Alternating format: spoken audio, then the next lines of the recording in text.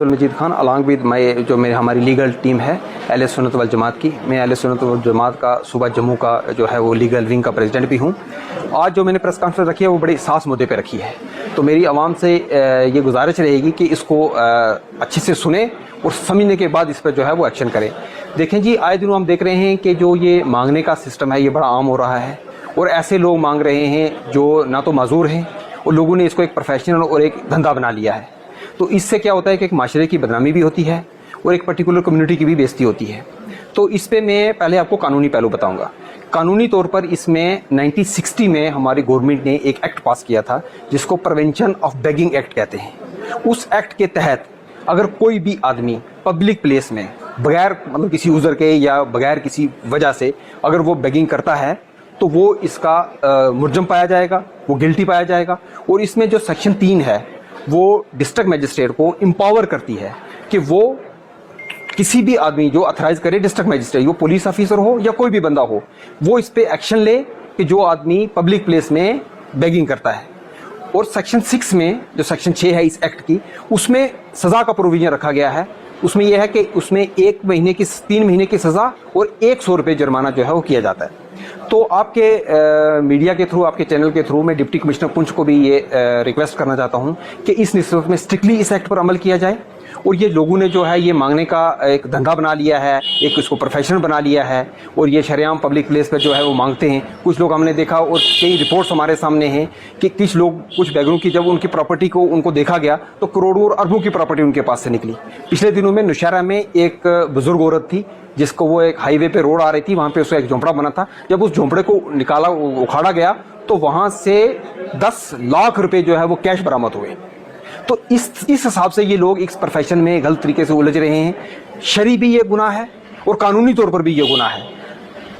पिछले जुमे में हमारी मरकजी जामा मस्जिद में हमारे खतीब साहब ने एक मुफस्सल तकरीर इस पे की। उनका मौजू यही था कि ये शरई तौर पर भी हराम है अगर बगैर उज़र के कोई। मैं ये नहीं कहता लोगों से कि इसमें आप सदका करना छोड़ दें, गरीबों की मदद करना छोड़ दें, लेकिन मुस्तैद लोग देखें कि जो लोग डिज़र्व करते हैं, जो लोग ये करते हैं और जो लोग ये प्रोफेशनल धंधा करते हैं जिनका यही काम होता है कि सुबह से मांगना शाम तक मांगना। तो इस तरह से मैं उन लोगों से भी गुजारिश करता हूँ कि ये लोग बगैर मांगे 10 रुपये 5 रुपये तो आप दे देते हो, लेकिन उनकी आदतें ख़राब हो जाती हैं, उनको एक आदत बन जाती है, वो फिर काम काज नहीं करते। वो फिर वो कहते हैं ये तो बेहतरीन तरीका है, 10 लोगों से मांगा 100 रुपया बन गया, 2 लोगों से मांगा 1.5 बन गया। तो इससे माशरे में भी ये गलत माशरा जाता है।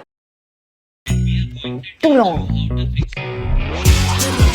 Do more with Gemini on Android.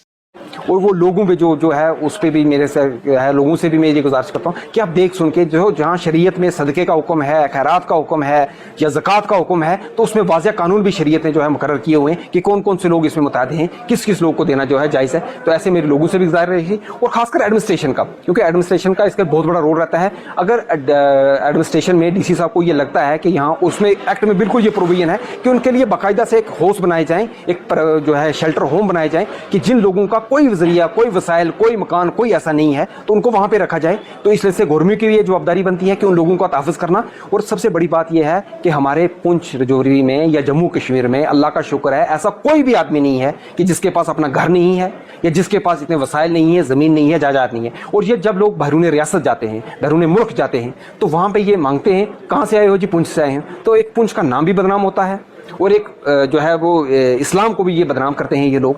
तो जहाँ पे मांगते हैं तो उसमें चाहता हूँ कि इस मन में गवर्नमेंट भी अपना काम करे। मेरी उलमा से भी ये गुजारिश रहेगी कि वो अपनी तकरीर में इस पर वाज़िया करें कि भाई कौन से लोग जो है वो मतद हैं या किस लोगों को जो है ये करनी चाहिए। लेकिन ये जो लोग जो प्रोफेशन बना चुके हैं, मेरी आवाम से, आपके मीडिया के चैनल के थ्रू मेरी लोगों से ही गुजारिश है कि खुदारा आप एक को 10 रुपये आप दे के आप तो अपना काम कर देते हो, लेकिन आप उसकी आदतें ख़राब कर रहे हो, उनकी नस्लें ख़राब कर रहे हो। मैंने देखा यहाँ पे जो लोग बिहारी लोग बाहर से मजदूरी करने आते हैं वो तो दिन को काम करने चले जाते, लेकिन उनके बच्चे, उनकी बीवियाँ जो है वो भीख मांगना शुरू हो जाती हैं। हालांकि उनको कोई वो काम करते हैं, 100-1000 रुपया दिहाड़ी वो लेते हैं, लेकिन उसके बावजूद भी वो भीख मांगते हैं। तो ऐसे लोगों पर भी कार्रवाई की जाए। और लोग बगैर मतलब के, बगैर उज़र के जो लोग पब्लिक प्लेसों में, चौराहे पे, और मैंने जम्मू में कई बार देखा कि ये मांगने की वजह से कई बार बहुत बड़ा हादसा भी हो जाता है, क्योंकि ये सड़क के बीच में आ जाते हैं, गाड़ियों का टकराव भी हो जाता है, वो भी एक نقصان ہوتا ہے. تو اس پہ جو ہے میں ڈی سی صاحب سے بھی, یہ آپ کے چینل کے مادھیم سے میں ان سے بھی میری یہ گزارش رہے گی کہ اس پہ تھوڑا سا کام کیا جائے اور اس ایکٹ کو جو ہے لیٹر اینڈ اسپرٹ جو ہے وہ امپلیمنٹ کیا جائے